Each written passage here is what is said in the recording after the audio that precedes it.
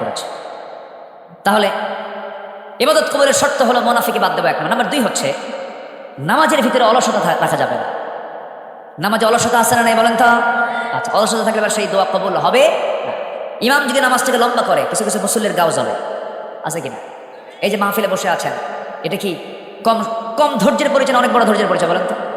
ধৈর্যের পরিচয়। কিন্তু ঘুম বাদ দিয়া মাটিতে বসে ঘন্টার পরে ঘন্টা বসে আছেন, এটা এক প্রকার ধৈর্য। অলসতাকে স্পর্শ করেনি আপনাদের, বলি আলহামদুলিল্লাহ। আচ্ছা বলেন তো, ধৈর্য আগে না ওয়াজ আগে? বলেন, নামাজ আগে না ধৈর্য আগে? বিয়ে আগে না ধৈর্য আগে? ধৈর্য আগে।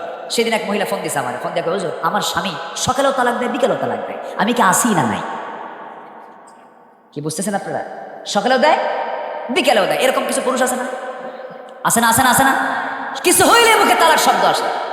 এই সমস্ত তালাক শব্দ যারা ব্যবহার করে, ওদের কি করা উচিত জানেন? আমি আমার ভাষায় বলি, বাঁশ গাছের যে ডাল আছে ওটাকে কি বলে? কঞ্চি বলে। যেটা পাকা বাঁশ, পাকা কঞ্চি, চিকন চিকন 7-8টা একসাথে নিয়ে, এই যে ভাই পুলিশ আছে, এদের মতো পিটাতে হবে পিছনে। ছোটখাটো দোষ নয় এটা। অসংখ্য পরিবার আছে তালাক দিয়ে সংসার করছে, জেনা হচ্ছে, জেনা হচ্ছে, জেনা হচ্ছে। আছে না নাই? এগুলো করবেন না। এগুলো অধৈর্যের পরিচয়। ধৈর্য যোগ্যতা, রাগ কোনো যোগ্যতা নয়। রাগ হলো জঙ্গল, ধৈর্য হলো বাগান। ধৈর্য কি বলেন তো? বাগান। জঙ্গল এমনি হয়, আর বাগান শ্রম দিতে হয়, কষ্ট করতে হয়। এই জন্য আমরা ধৈর্যের পরিচয় দেবো। জোরে বলি ইনশাআল্লাহ। আপনার শক্তি আছে, যোকে আপনি থাপ্পড় মারতে পারবেন, শক্তি আছে ওকে থানায় নিয়ে পিটাতে পারবেন। এরপরে ভাবতেছেন না ধৈর্য আনলাম, তুই গালি দিলি, যা আমি তোরা মাফ করে দিলাম। এই যে আপনি মাফ করে দিলেন, ধৈর্য আনলেন, এটার তৃপ্তি আপনি সারা জীবন ভোগ করবেন। আলহামদুলিল্লাহ বলেন। আমরা মেজাজটাকে ঠান্ডা করে ফেলবো, ধৈর্যের পিরামিড হবো। জোরে বলি ইনশাআল্লাহ। আর জোরে বলি ইনশাআল্লাহ। সম্মানিত ভাইরা, নামাজে অলসতা আমরা দূর করব। অলস নামাজি যারা, তাদের জন্য জাহান্নাম।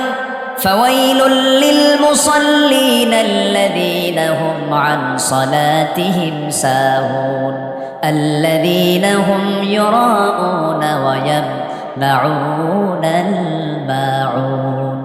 ধ্বংস হোক ওই সমস্ত মুসল্লি যারা অবহেলা করে নামাজ পড়ে, লোক দেখানো নামাজ পড়ে। তাদের জন্য তার নিম্নপদস্থ কর্মকর্তারা নামাজ পড়বে, চেয়ারম্যানদের পিছনে মেম্বাররা নামাজ পড়বে, এমপির পিছনে জনগণরা নামাজ পড়বে, এসপির পিছনে ওসিরা নামাজ পড়বেন, এইরকম করে ওসির পিছনে দারোগারা নামাজ পড়বেন। এইরকম করে প্রত্যেকটা অফিসে যখন নামাজের পরিবেশ চলে আসবে, আল্লাহর কসম করে বলি, ওই সমস্ত আল্লাহ পাক জান্নাতের টুকরা বানায় দিবেন। জোরে বলেন সুবহানাল্লাহ। নামাজ কায়েম হোক সবাই চান নাকি? এই 54 বছরে যারা ক্ষমতায় ছিল, সেখানে কোনো আলেম ওলামা ক্ষমতায় গেছে নাকি? কোনো ইসলামী দল ক্ষমতায় গেছে নাকি? কেউ কি নামাজ কায়েম কি নামাজের আইন কি সংসদে পাশ করেছে নাকি? নামাজের পাশ না করলেও পাশ করেছে হলো সুদের আইন পাশ করেছে, মদের আইন পাশ করেছে, বেশ্যাবৃত্তির আইন পাশ করেছে। সব কিছু দেখা শেষ। আমরা আগামীতে দেখতে চাই কোরআন হাদিসের বাংলাদেশ। রাজি আছেন কারা কারা? হাত উঁচু করে দেখান মুসলমান।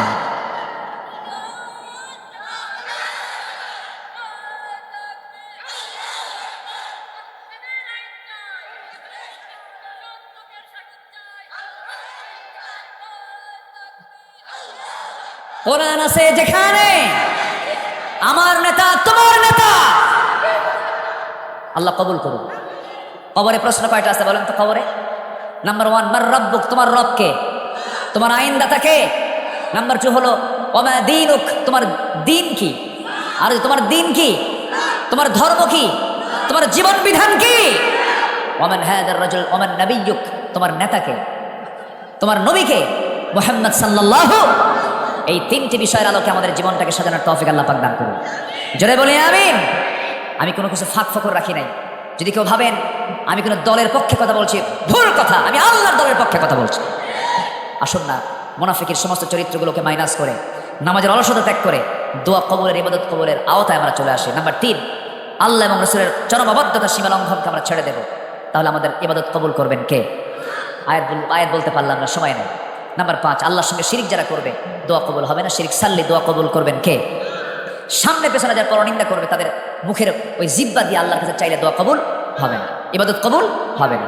আল্লাহ রাব্বুল আলামিন বলেন, ওয়াইলুল লিকুল্লি হুমাযাতিল লুমাযাতিনিল্লাযী জামাআ মালান ওয়া আদ্দাদা। ওই সমস্ত লোকদের জন্য ধ্বংস, যারা সামনে একরকম পিছনে আরেক রকম, যারা চরিত্র নিয়ে আচরণ করে, কথাবার্তা বলে। সামনে দেখলে বলে ভাই আপনার মতো লোকই হয় না, আড়াল হলেই কয় হারামজাদা। এরকম আছে কিনা? আছে কিনা বলেন? এদের আল্লাহ কি রহমত চেয়েছেন না ধ্বংস চেয়েছেন? ধ্বংস চেয়েছেন, এগুলো থাকা যাবে না।